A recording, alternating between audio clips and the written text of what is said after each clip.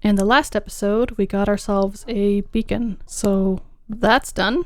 And now it's time to build a slime farm. I'm in the process of figuring out the logistics of digging out my slime chunks, and I came across something interesting and potentially deadly, but it looks like there might be an azalea tree back there. What we're looking at here is just a mine shaft. There might be a zombie spawner up there. I have found a zombie spawner. I don't know if it's the zombie spawner, but it's a zombie spawner. And there's diamond horse armor. Nice. And there's a music disc here. I am slightly disappointed that jukeboxes take a diamond. Let's see what this disc has to tell us.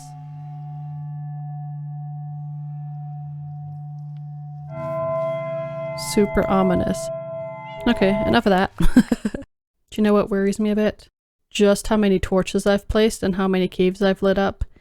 And how few mobs I've seen in all this time. That makes me think that I've barely scratched the surface of all the caves that exist around here. I have discovered that I have dual spider spawners, and I think these are the good kind, right? They're not the super annoying tiny ones, they're the full-sized ones. The only kind of weird part about it is that they are right underneath this hallway here where I have my elevators. So the bad part about this is that I won't be able to get these up to full efficiency because I'm restricted on height. But the good part is that I will probably just passively activate them all the time because I'm going up and down these elevators all the time. They will be in range a lot, so I will be triggering them a lot. But that's for another time. I won't be messing with them this episode, so we can plug this hole and call it good for right now. Much digging and lighting up of caves later. I think I've prepared my slime chunks for more digging, but I also added some infrastructure that should make the digging a whole lot easier. I dug a giant pit down here, and at the bottom of this pit is a handy dandy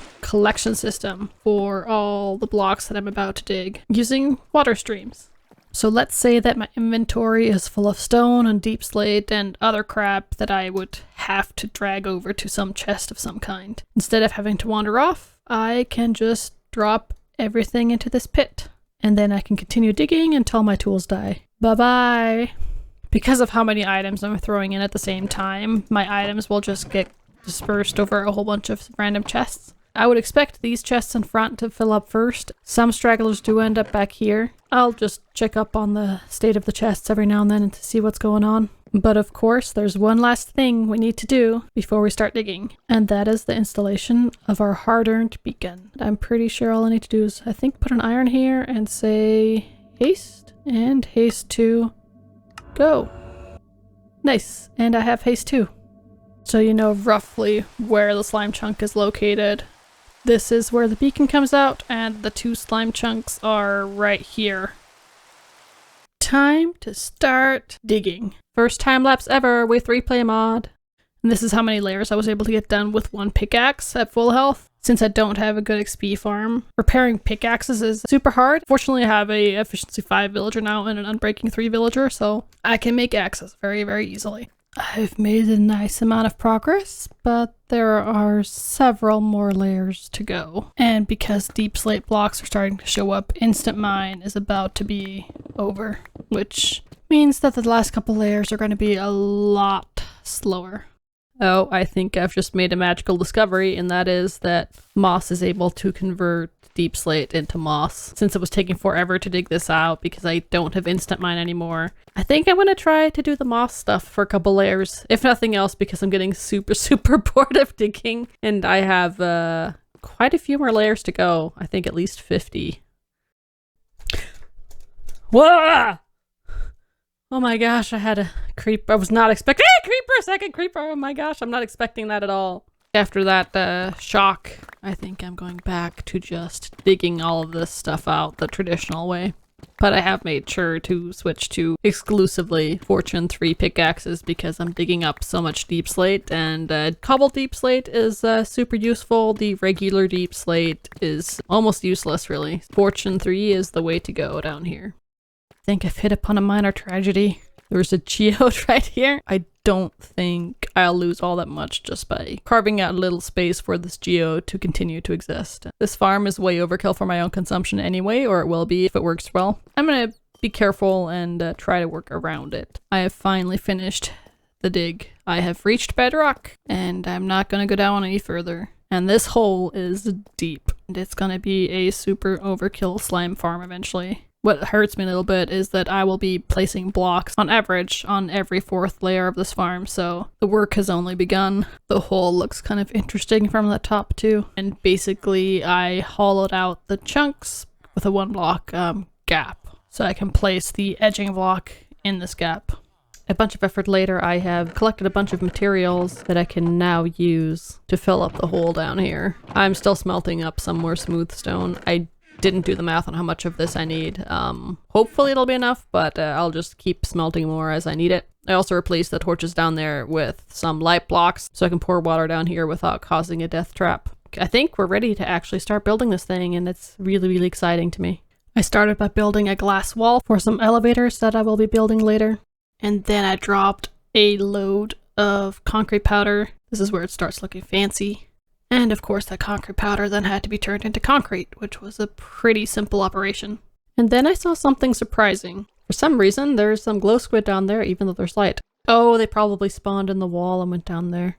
I have been building for a little bit and I'm planning out the layers. So each one of these smooth stone slab layers is going to be a spawning layer. So this layer is probably going to be the first one that extends all the way past the geode, above the geode. And then if we go down here to the lowest layer, this layer is too high to be able to pass underneath the geode. I want each layer to have 3.5 blocks of empty space, which means that this space here beneath the geode is just not good enough. So I'm probably going to encase the geode in some concrete up until the first layer that goes over it. Design-wise, I was mostly inspired by a slime farm that Iskal85 made back in, I think, HermitCraft Season 7. He made it kind of early on in response to a 10,000 block challenge from Mumbo. But instead of using minecarts like he did, I'm just using water streams. As far as I know, minecarts are historically very unreliable and they get stuck after a while. Ultimately, this water stream will go way, way up there and dump stuff, but for right now, I've just put some temporary chests here. No drops so far because I literally installed these chests right before I started recording. This layer right here is the first one that's going to go clean over the geode. Time to install another golem. So we've got 2 iron blocks and we've got the arms and then the head on top. And we need to fully lock him in. There we go. And that's another iron golem that can attract slimes. Slime from all the way back here can see him and get angry and hop towards him. And off the ledge and into the magma blocks. And I'm kinda sad that this torch spam will never go away. I don't think there's a better lighting option for a farm like this. Not if I want to use slabs anyway. It's a little bit sad how much the geode has robbed from the slime farm, but it's not the end of the world. I'm chewing, which is a bit unfortunate. This is looking fantastic. Oh yeah. Here's the first slime. I'm replacing some of this magma block with glass so I can see what's going on, and this is clearly an issue. I think this bottom step needs to be at least 3 blocks wide so the big slime don't just get stuck on top of the water without ever dying. I still have a problem. I thought that these little blocks, well not little blocks, but almost smallest blocks would either fall down or take damage when they land. I think I will live with this inefficiency. I'm really happy with how I've opened up the view down here though. As you can see, the spawn rates are absolutely terrible right now, and I think I can do some stuff to fix that in the future. Sounds like a slime's about to come. Awesome. You could see the iron golem hitting it, and now it's breaking up and dying, and these little guys are all dying on the way down over here. Now I'm trying to figure out the layout of a water elevator that I want to have go all the way up and down this entire farm so I can check up on the health of the iron golems. Going down should be slow enough that I should have an easy time figuring out if any of these iron golems are damaged or dead. I'm trying to plan out what I want these elevators to look like, and I'm just trying to come up with the general footprint of these elevators so I know what I should dig out. Even more digging in this episode, who knew? And we have a hole. It took longer than you would think. Can I hit the water stream all the way at the bottom?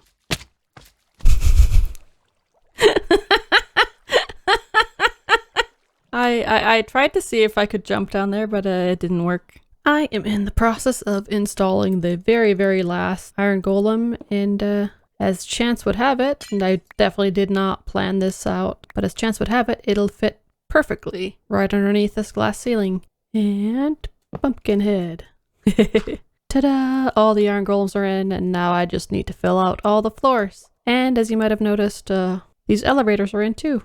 And the dirt that just went down went all the way up there. So this elevator is for me going up and down, and these elevators on the edge here are for the slime balls. You might have noticed something else that's weird, and that is that I put in a second magma layer. I was worried that if I am playing around higher in this world, that it might be possible for slime to despawn before they end up all the way down at bedrock. And the other experiment I get to perform eventually is if the bottom layer is more productive than the upper layer, which is not entirely a fair comparison. Oh, it also produces ink sacs. Okay. I'm a fan of this people elevator too. It lets me see how well my iron golems are doing.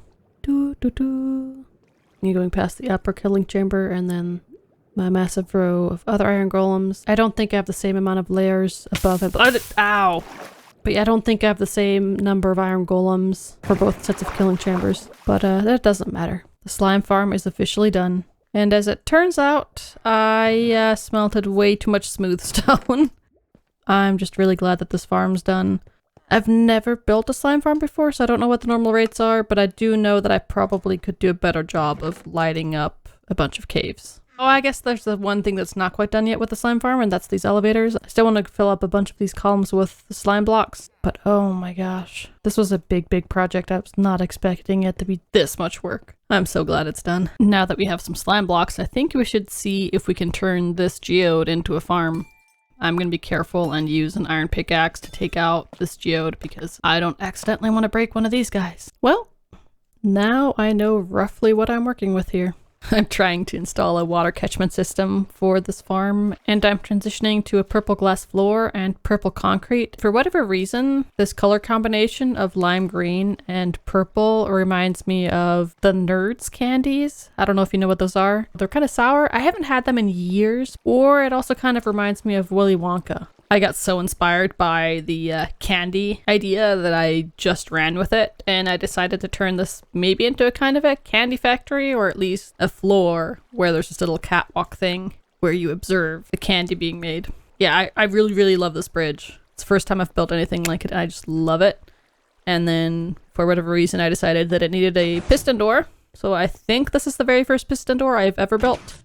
And then this area is just kind of hacked together in a temporary way because there's, if I can get up here, there's a really roughly dug out tunnel to some more geodes. There's one over there, and then there's one further back that way. If I feel like I need additional farms, I'll probably hook those up.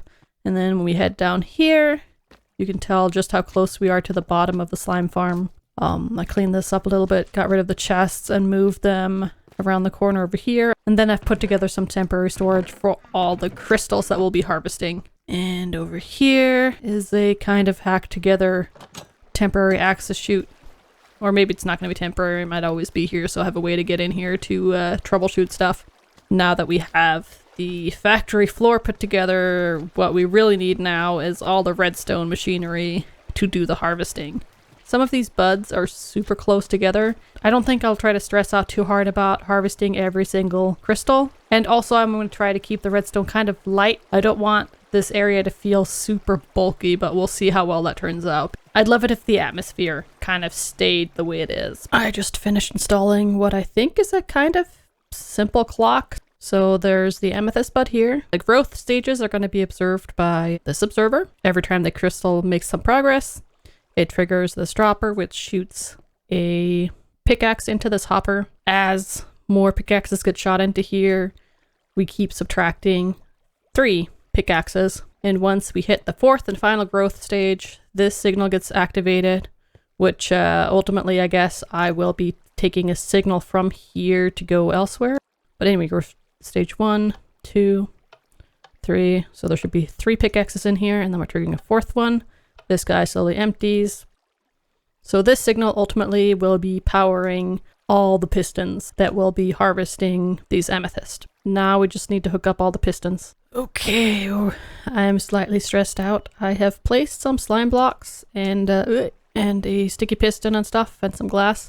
Anyway, Tim and I put together a really cool tutorial on how to create amethyst farms, and this is the configuration he suggests for, or part of the configuration. This is not the entire thing. It's slightly nerve-wracking to be at this point because if something goes wrong, I might lose this bud. So I think we're going to trigger the very first harvest Maybe if I place this.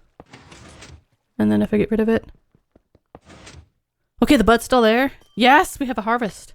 Wait, so... Yes, and that triggered that piston. Perfect. I need to go collect that redstone though. It's still kind of a scarce resource for me. I've decided to throw 2 more pickaxes into the system, so 1 into this dropper and 1 onto the other hopper way over there for subtracting purposes, because the observer right here fires 1 more time when that piston retracts.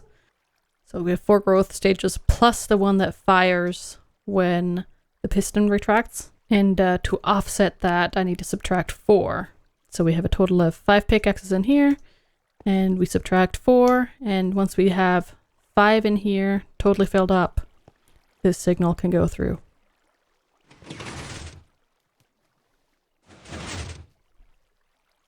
Whoa! I think the machine just triggered by itself for the very, very, very first time ever. Okay, I think I'm gonna call it good for right now.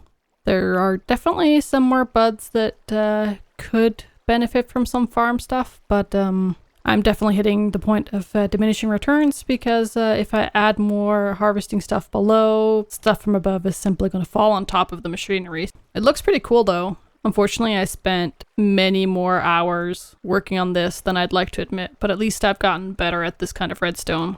I have the sneaking suspicion that seasoned redstone experts could do this a bit better. Something that was a bit discouraging to see was that I just compared how many amethyst shards I've collected via just randomly collecting them here and there from geodes, and I haven't done that a whole bunch. And I compared that to how many amethyst shards I've collected this entire time that I've been tinkering with this machine. It's really sad that this machine so far has not produced all that much. Given how much effort went into it, I could totally be in the camp of this is not worth automating. I think I might get more mileage out of optimizing a geode for manual harvest. I don't know, maybe that's what I'll do with the other 2 geodes. For right now, I feel like I'm definitely tired of this project and I want to work on something else. My slime farm has been working like a champ. Look at this. And there's a whole bunch here. I need to convert some of these things to slime blocks. But look at that, I've just been slowly converting stuff into slime blocks. I think I just about have enough slime blocks now to fill out these columns. So I don't know if you can tell a difference, maybe, maybe not. It definitely looks more interesting when you're going down the elevator since you can kind of see the slime blocks on the way down. This is what the view looks like, just zooming past the slime blocks. Whee, going all the way down. And down here, some of it actually looks legitimately better. But what I do want to do now is take the top ones right here and cap this off with glass, because it's been such a huge pain to walk over these guys. Oh, goodbye slime block. Oh, so much better. Now I can walk over this without getting stuck. And this marks the end of the episode. I hope you enjoyed it. See you in the next one. Goodbye. Woo! Trident. I don't think I've ever seen an underwater skeleton before. Are they supposed to- It hit itself! I wonder if I can make it kill itself. You can do it, skeleton. You can kill yourself.